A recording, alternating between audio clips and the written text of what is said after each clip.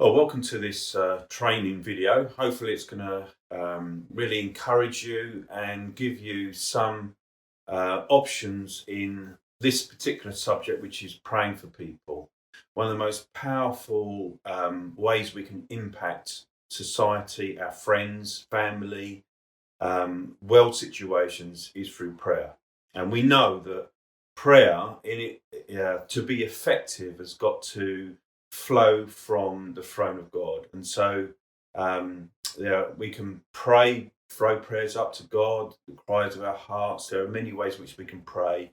Particularly want to focus on praying for people and how we can pray, I believe, in an effectual way.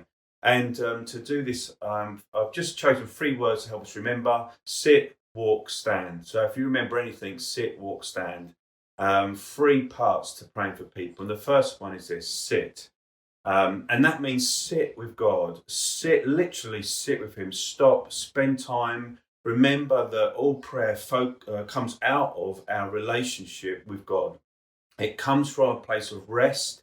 It comes from a place of abiding. It is that relationship of grace and peace and being in God's presence, enjoying God, loving God. You see, when we move out of that place of rest, whether it's through our own confusions or unbelief and even sin, we have to get ourselves back into that place of rest and know that we have entrance right into the throne of God. We have that wonderful grace and that access into God, and it's got to flow from that place of abiding. So when you are setting aside time to pray, set aside time just to sit and find that place in God, the presence of God come. Don't ask Him anything, just be there with Him. If you do ask Him anything, ask Him for Him to just come and just enable you to come and be in His presence. And everything will flow out of that. That's really important. And value silence, value solitude, value time of stopping and setting aside, because things will flow from that. Because our goal is to hear the heart of God in what we are praying for. Secondly, walk. And that means walk with people. And what I mean by that is it might be that you may know people that you're particularly praying for quite well, and you know their situation, you know what's going on in their life. You might not know. But what we can often do is we can just pray for those things that we particularly don't like. It might be their decisions, the way they're going, the choices that they're making, the sin that they're in. It may be but the reality of terrible situations. We're just praying against those situations. But actually, when we walk with people, when we actually get and walk in their shoes, and that may be just using our imagination, it might be asking God to give us a revelation of what is really that person is going through, because that's when we start to identify with what's going on in their life. We try to think like them and pray for them as someone who's standing in the gap, representing them before God, as it were.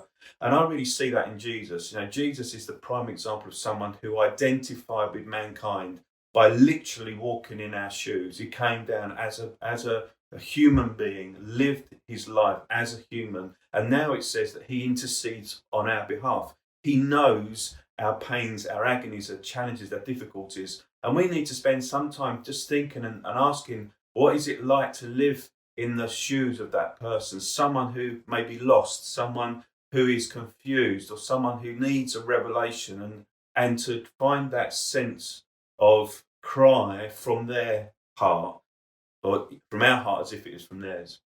And then stand. That's where when we're spending that time with God and something really, the Lord lays something on our heart, we need to stand and press in prayer for that particular thing. There may be a million and one things we want to pray for. What we're searching for is, what is that thing that God says, now stand in prayer on this. Stand against the enemy on behalf of this individual. There may be some deep-rooted fears or wounds or agonies or past issues that God is wanting to speak into. There may be an attack of the enemy on that person, and God is calling us to stand on that one issue. And it might take a while to get that issue in your time of prayer, but better to pray on one issue, one thing, than many in the spirit than many things in the flesh. God may just lay something on your heart for that.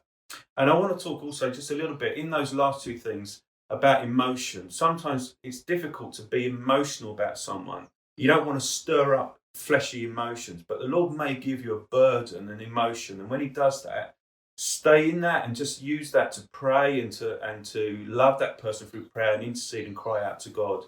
And but if those emotions aren't there, that's not a problem either. We're operating in the Spirit, and so it might be that you spend time in prayer and there's not that great burden, but what you might have is a picture, there might be a verse, and there might be just some, in that moment, you're just there interceding through love for that person. So sit with God, be at peace with God, abide in God, everything's going to flow out of that. Walk, identify with them, find that identification heart for them. What is it like to be them?